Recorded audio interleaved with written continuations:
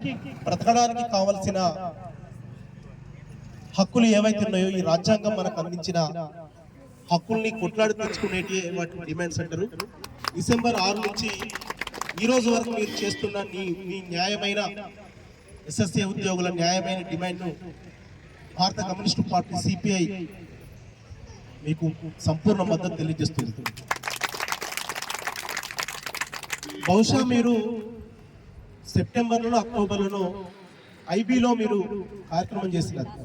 Last year ఐబీలో మా brother Rajesh రమ్మంటే నేను అక్కడికి వచ్చిన ఎలక్షన్ల ముందట. నేను కూడా అప్పుడు చదివిన. నా పేరు రేగుంట చంద్రశేఖర్, నేను ప్రజెంట్ ఇక్కడ సిపిఐ కౌన్సిలర్ని. అదేవిధంగా బెల్లంపల్లి నియోజకవర్గ ఇన్ఛార్జ్ ఉన్నప్పుడు బ్రదర్ పిలిస్తే వచ్చిన. మళ్ళీ సేమ్ ఇదే వేదిక, ఇదే సమస్య. ఈరోజు కూడా మా రాణి చెల్లె పిలిచింది. అదేవిధంగా తమ్ముడు రాజేష్ అన్న, మళ్ళీ మీరు ఏదైతే ఆ రోజు మాకు సంఘీభావం తెలియజేసిండ్రో ఇప్పటికి కూడా మా సమస్యలు పరిష్కారం కాలేదంటే అసలు బాధపడన్నా, నవ్వన్నా, ఏడువన్నా అర్థమవుతుంది. ఎందుకంటే 10 ఏళ్ళు సాధించుకున్న తెలంగాణలో ఏదైతే విద్య, వైద్యం, ఉపాధి, నీళ్లు, నిధులు అనే కాన్సెప్ట్ తోని మీరు మనం అందరం సబ్బండ వర్గాలు రోడ్ల మీదకి వచ్చి సాధించుకున్న తెలంగాణలో కూడా మీకు 1% న్యాయం జరగలేదు. సరే, ఆ ప్రభుత్వాన్ని కాదని మంచికో చెడుకో ప్రత్యామ్నాయంగా మళ్ళీ కాంగ్రెస్ ను గెలిపించుకుని ఆనాటి పిసిసి అధ్యక్షుడు ప్రజల్లో తిరుగుతూ ప్రజల్లో ఒకటిగా ప్రజా సమస్యల పరిష్కారమే ఎజెండాగా పనిచేస్తానన్న గౌరవ ముఖ్యమంత్రి రేవంత్ రెడ్డి గారు మీకు హామీ ఇచ్చి ఛాయ తాగినంత సేపట్లో మేము పరిష్కారం చేస్తాం, పెద్ద సమస్య కాదని చెప్పిన వాగ్దానాన్ని మరి దయచేసి విస్మరించొద్దని మేము కమ్యూనిస్టు పార్టీ తరఫున కోరుకుంటున్నాం. మేము కూడా డిమాండ్ చేస్తున్నాం. ఎందుకంటే కమ్యూనిస్టు పార్టీ కాంగ్రెస్ పొత్తుతోనే ఇవాళ అధికారంలోకి వచ్చింది. సిపిఐ కాంగ్రెస్ పొత్తుతోనే అధికారంలోకి వచ్చింది. వాళ్ళ గెలుపులో మేము కూడా కీలకంగా పనిచేసినాం కమ్యూనిస్టులుగా. ఎందుకంటే దయచేసి ప్రభుత్వం అర్థం చేసుకోవాలి, ఆలోచించాలి. పక్కనే ఆంధ్రప్రదేశ్ లోట్ బడ్జెట్ తో ఉన్న రాష్ట్రం అని చెప్పి అక్కడ కూడా మీ జీతాల కన్నా ఎక్కువనే జీతాలు ఉన్నాయని చెప్పి మా దృష్టికి వచ్చింది. వాస్తవమేనా? తర్వాత పంజాబ్, హర్యానా లాంటి రాష్ట్రాలలో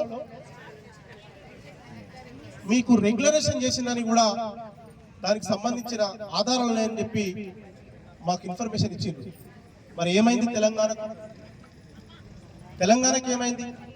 ఇవాళ అనేక రకాలుగా సింగరేణి కార్మికులను చూస్తే తెలంగాణ ఇంక్రిమెంట్ అని ఇచ్చిన ఉద్యోగులు కూడా కొంతమందికి ఇవాళ డిఎస్సి నిరుద్యోగులకు అవకాశాలు ఇస్తున్నారు.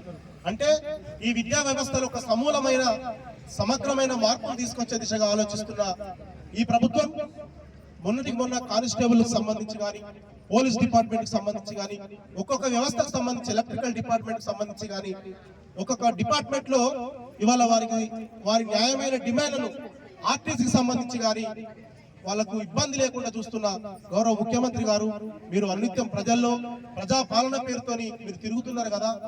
దయచేసి వీళ్ళ బాధలను కూడా అర్థం చేసుకొని ఇవాళ 8,000 రూపాయలు, 12,000, 15,000 జీతం అంటే ఎంత దారుణంగా ఉంటుందో మీరు అర్థం చేసుకోండి. మున్సిపాలిటీలో పనిచేసే కార్మికులకు, పారిశుద్ధ కార్మికులకు కూడా ఇవాళ 15,000 జీతం ఉంటుంది దాదాపు. నేను కౌన్సిలర్ కాబట్టి వాళ్ళ జీతాల కోసం కూడా కొట్లాడినాం. మేము టీఆర్ఎస్ గవర్నమెంట్ ఉన్నప్పుడు కూడా కొట్లాడినాం కమ్యూనిస్టులుగా. వాళ్ళ జీతాలు ఇవాళ 12,000, 13,000, 14,000 ఉంటే ఇవాళ స్కావెంజర్స్ లాంటి వీళ్ళకు 8,000 జీతం, 7,000 జీతం అంటే ఒక కుటుంబం బ్రతకాలంటే కనీసం ఇప్పుడున్న పరిస్థితుల్లో మినిమం 30,000 రూపాయలు కావాలి. ఒక డ్రెస్ ఇస్త్రీ చేయాలంటే ఇలా 20-30 రూపాయలు లేని పరిస్థితి ఇవాళ ఇక్కడ ఉన్నది. దయచేసి ప్రభుత్వం ఆలోచించాలి. ఇప్పుడు పెరుగుతున్న ధరల దృష్ట్యా పిల్లల్ని చదివించాలన్నా, వైద్యం కోసమైనా దయచేసి ఇప్పటికైనా ఈ ప్రభుత్వం ఖచ్చితంగా మీరు ఏదైతే చెప్పినో ఛాయ తాగినంత సేపు అన్నారు కదా, ఛాయ తాగినంత సేపు కాదు, ఇంకా 2 రోజులైనా మంచిదే, 3 రోజులైనా మంచిదే, వీళ్ళ న్యాయమైన డిమాండ్లను నెరవేర్చే వరకు పోరాటం చేస్తారని తెలియజేస్తూ, ఒకవేళ నిజంగానే సమ్మెకే గిట్ట పోతే ఈ ప్రభుత్వం కూడా గత ప్రభుత్వం చేసిన తప్పులే చేస్తే భవిష్యత్తులో మీకు మళ్ళీ గత ప్రభుత్వానికి ఏదైతే ప్రజలు తీర్పునిచ్చిండ్రో, ఎందుకంటే ఇవాళ మేధావి వర్గం అంతా ఉపాధ్యాయ వర్గమే ఉంటది. దాదాపు రెగ్యులర్ టీచర్లు అంతా మీ ఓటు వేసే హక్కు అక్కడ ఉండాల్సిన బాధ్యత అంతా దాదాపు టీచర్లకు సంబంధించి ఉంటుంది. దయచేసి ఆలోచన చేసి వీరేం గొంతమ్మ కోరికలు కాదు. ఒక మనిషి బ్రతకాలంటే అదే విధంగా ఇంతకుముందు ఒక సబ్జెక్ట్ చెప్పారు, మాకు 40 సంవత్సరాలు వచ్చినాయి. నేను వస్తూ మేడం గారి టీనీస్ కు సంబంధించిన మీరు ఇంతకుముందు వాయిస్ ఇచ్చినట్టున్నది, అది చూస్తూ వచ్చిన మాకు 40 సంవత్సరాల దగ్గరికి వచ్చినాయి. పోటీ పరీక్షలకు కూడా మేము మళ్ళీ తయారయ్యే పరిస్థితి లేదని చెప్తే, అంటే మీ జీవితాలు వాస్తవంగా SSCకి అంకితమైనవి. ఇప్పటికైనా ఈ ప్రభుత్వం ఆలోచించి మీ న్యాయమైన డిమాండ్లను వాళ్ళు పరిష్కరించాలని చెప్పి కమ్యూనిస్టు పార్టీ తరఫున మేము కూడా డిమాండ్ చేస్తూ, ముఖ్యమంత్రి గారిని రిక్వెస్ట్ చేస్తూ ఈ అవకాశం ఇచ్చినందుకు మీ అందరికీ కృతజ్ఞతలు. వాస్తవంగా నేను కాసేపు కూర్చున్నట్టునే నాకు కొద్దిగా అర్జెంట్ GM ఆఫీస్ లో పని ఉంది కాబట్టి వెళ్తున్నా, దయచేసి క్షమించాలని.